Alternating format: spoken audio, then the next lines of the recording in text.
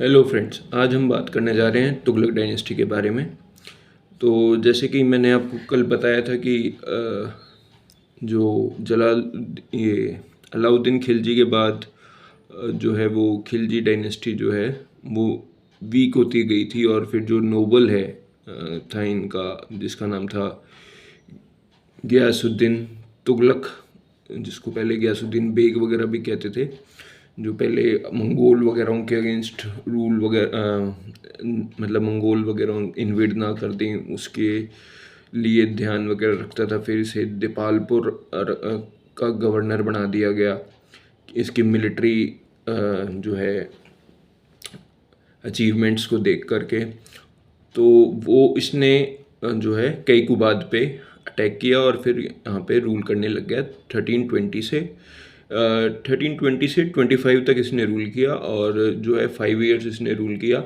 ये एंटी हिंदू था, और काफ़ी सारों को इसने हिंदुओं को मारा वगैरह भी, क्योंकि और फिर इससे क्या हुआ, रीज़न ये हुआ इससे फिर कि ये जो है मुस्लिम जो है नोबल्स की जो है वो सपोर्ट इसने जो है वो गेट कर ली, प्राप्त कर ली। तो इसके जो टाइम पीरियड है तुगलक डायनेस्टी के रूलर्स के, उनकी बात की जाए तो गयासुद्दीन तुगलक जो है 1320 से 1325 एडी। फिर जो है इनका मोहम्मद बिन तुगलक आया, जो कि 1325 से 1351 एडी तक थे। फिर फिरोज़ तुगलक आया, जो कि 1351 से 1388 एडी तक रहा। ये जो थ्री हैं ये प्रोमिनेंट हैं, तुगलक डायनेस्टी के मेन रूलर्स हैं, इनसे ही सवाल पूछे जाते हैं। फिर इनके वीक रूलर्स स्टार्ट हो जाते हैं, जैसे अबू बकर है, नसीरुद्दीन महमूद शाह है, अलाउद्दीन सिकंदर हुमायूं खां है, नुसरत शाह है, महमूद शाह है। ये इतने इम्पॉर्टेंट नहीं है, ये फिर आगे 14 तक रूल करते हैं, जब फिर उसके बाद फिर वहाँ पे सैयद डायनेस्टी जो है लोदी सैयद वो आ जाते हैं। तो वो फिर वहाँ पे 1414 में उनके रूल स्टार्ट हो जाते हैं। फिर तो तुगलक्स का जो है वो टाइम पीरियड ये है 1320 से 1414 एडी तक दिल्ली में रूल का। फिर अगर हम गयासुद्दीन की बात की जाए तुगलक की, तो इनकी मिलिट्री अचीवमेंट्स जो थी वो थी कि इन्होंने वारंगल में कंपेन किया था 1321 में, उड़ीसा को प्लेंडर किया था, और बात की जाए बंगाल में इन्होंने मतलब जो है, और तिरुत जो कि मतलब बंगाल असम वगैरह वाली साइड है, उस रीजन में इन्होंने अटैक किया था, कंक्वेस्ट की थी। एडमिनिस्ट्रेशन की अगर बात की जाए तो इनके टाइम में मतलब मेंटेनेंस ऑफ पीस का ये मतलब ध्यान रखते थे। इंक्रीज इन रॉयल ट्रेजरी जो है वो इनके टाइम में इंक्रीज हुई थी। फिर रिपोर्ट्स रिगार्डिंग एंड रेवेन्यू, ये रिपोर्ट्स वगैरह देखते थे। जस्टिस से लव करते थे, लेकिन एंटी हिंदू पॉलिसी भी अपनाते थे। तो ये कॉन्ट्राडिक्टरी वर्ड्स हो गए दो, कि love for justice and anti Hindu policy, ये डिबेटेबल इशू है।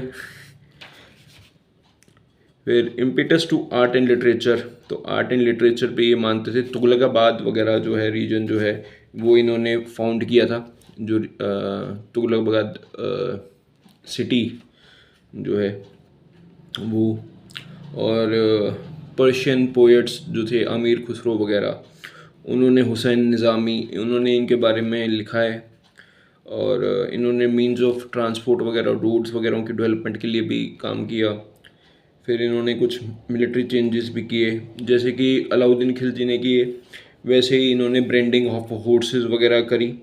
अलाउद्दीन खिलजी ने जैसे किया था ना कि भाई हुलिया सिस्टम लेके आए थे, कि सब पे मतलब टैग वगैरह कि भाई ये हाँ खिलजी डायनेस्टी का सिपाही है, मुँह करके लेके आया था ब्रांडिंग ऑफ फोर्सेस वगैरह। तो इसने भी यही मतलब कंटिन्यू रखा, ब्रांडिंग ऑफ फोर्सेस वगैरह जो है वो इसने भी लेके आया। फिर 1325 में गयासुद्दीन तुगलक की जो है वो डेथ हो जाती है, और फिर मोहम्मद बिन तुगलक जो है वो गद्दी पे बैठता है। और इनकी वो मशहूर उनके साथ एक वो थे, I think Nizamuddin Auliya, I think Nizamuddin Auliya ही थे, उनके साथ होती है। तो वो कहते हैं हनुस दिल्ली दूरस्त, कि अभी दिल्ली दूर है, क्योंकि ये जो है 1325 में बनते हैं ये। मोहम्मद बिन तुगलक जाता है इनके पास। मोहम्मद बिन तुगलक इनके मतलब बेटे जैसे ही था, शायद चाचा, मतलब इनके भाई का बेटा था। तो उसमें था कि भाई ये दिल्ली जो है वहाँ रूल एस्टेब्लिश करने के लिए जा रहे होते हैं, लेकिन तभी ये बीच में इनकी डेथ हो जाती है गयासुद्दीन तुगलक की। वुडन पिलो से ये गिर के मर जाते हैं। कुछ कहते हैं कि ये जूना खान जो कि बाद में मोहम्मद बिन तुगलक बने, उनकी कॉन्स्पिरेसी से हुआ। तो कुछ कहते हैं कि भाई नहीं, ये नेचुरली हो गया जब ये बंगाल से और दिल्ली की तरफ आ रहे थे, तब ये हुआ इनके साथ ये इंसिडेंट। फिर अगर अब मोहम्मद बिन तुगलक की करें बात, तो इनको साहब सबसे ज़्यादा एजुकेटेड जो है स्लेव डायनेस्टी में जिनको माना जाता है, वो माना जाता है मोहम्मद बिन तुगलक को। और लेकिन एजुकेटेड के साथ साथ इनको फूल भी माना जाता है, क्योंकि जो जो भी इन्होंने पॉलिसीज़ अपनाई वो अपनी वे अहेड थी अपने टाइम से, लेकिन जब भी अपनाई वो गलत ही साबित हुई। एक्सपेरिमेंट्स मतलब जो भी किए इन्होंने साइंस के तो इन्होंने जितने भी एक्सपेरिमेंट्स अपने एडमिनिस्ट्रेशन को लेकर किए वो सारे ही फेल हुए, कोई सक्सेसफुल नहीं रहा इनका एक्सपेरिमेंट। तो इसलिए हम इन्हें एजुकेटेड फूल भी कहते हैं। वॉइस मैन वगैरह जो है वो थे ये, पर एजुकेटेड फूल का इन्हें जो है टैग लग गया इनके पे। फिर इनके एक्सेशन ऑफ पावर की बात करें तो यही है कि 1325 में इनको गयासुद्दीन तुगलक जब की डेथ हुई तो इनको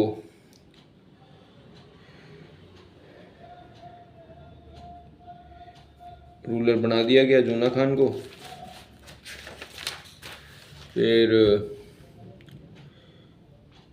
इन्होंने, इनकी बात की जाए तो 1327 टू 1329 में ट्रांसफ़र करी अपनी कैपिटल, दिल्ली से दौलताबाद ले गए, ताकि जो है रीजन जो है वो बीच में रहे।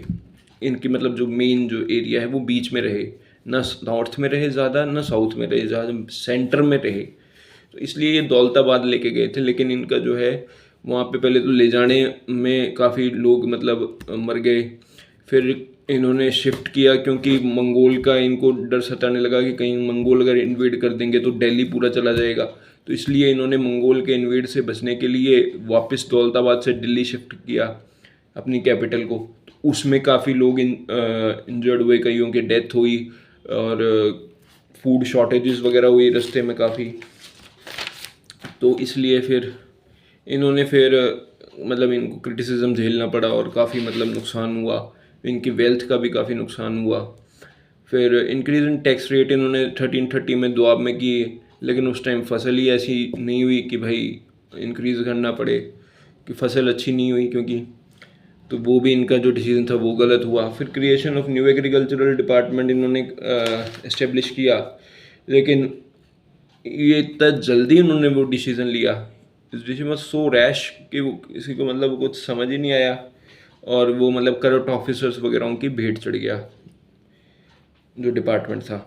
और कॉपर एंड ब्रास कॉइन भी इन्होंने मतलब इशू किए, लेकिन उन्हें भी लोगों ने खुद ही बनाने लग गए, क्योंकि एक ही तरह के थे तो लोग खुद ही बनाने लग गए, और खुद ही फिर इन्हें मतलब पता ही नहीं लगता था कि मुगल के मतलब इनके कौन से मुगल कह रहा हूँ, स्लेव डायनेस्टी के कौन से सिक्के हैं और उनके खुद के कौन से मतलब फेक करेंसी जो है वो यूज़ होने लगी थी।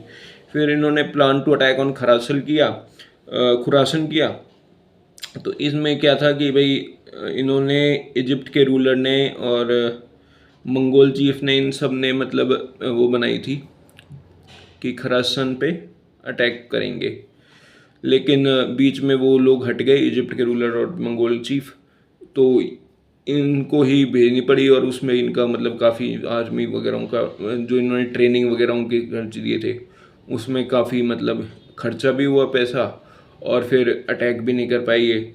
फिर कराचल में इन्होंने अटैक करवाया, वहाँ गए आर्मी, तो फिर वहाँ पे जो वेदर कंडीशंस ऐसी थी उस टाइम भेजा, मतलब विंटर के टाइम भेजा होगा तभी, क्योंकि वेदर कंडीशंस इतनी ख़राब हुई कि लोग उधर मर ही गए, वापस ही नहीं आ पाए, अटैक भी नहीं हो पाया। एडमिनिस्ट्रेशन की बात की जाए तो एज अ मैन ये ग्रेट स्कॉलर थे, वही रिलीजियस टॉलरेंस थे ये गयासुद्दीन तुगलक के 3 थे। ये जो है टॉलरेंस में बिलीव रखते थे। और बात की जाए चैरिटी वगैरह किया करते थे, अफेक्शन फैमिली की तरफ अफेक्शन वगैरह शो करते थे, अपनी पायस लाइफ जीते थे। पर्सनैलिटी यही है कि एडमिनिस्ट्रेटर ये मतलब अच्छे नहीं थे, क्योंकि जो इन्होंने पॉलिसी अपनाई वो अडॉप्ट जो भी करी वो सक्सेसफुल नहीं हो पाई। और फिर बात की जाए फ़िरोज़ तुगलक की।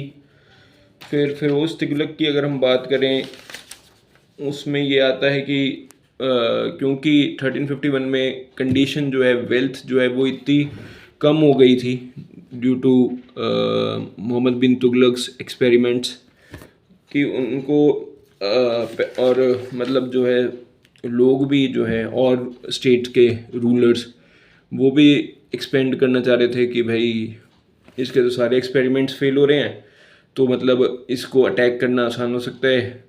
तो वो जब भी प्लान बना रहे थे तो फिर